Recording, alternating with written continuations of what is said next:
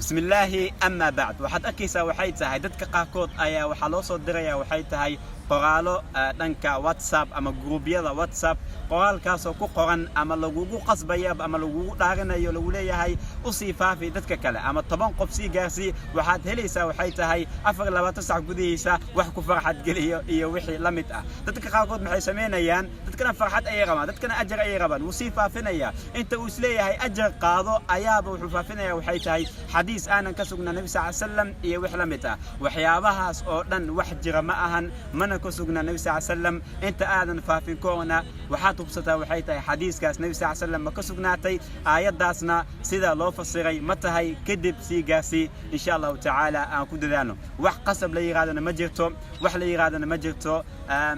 arintaas ajar aad ku helaysaa hadaadan faafinna waa qasaaraysa iyo wix la mid ah aan iska ilaalin insha Allah ta'ala barakallahu فالحمد لله الكريم بفضله والشكر حمدا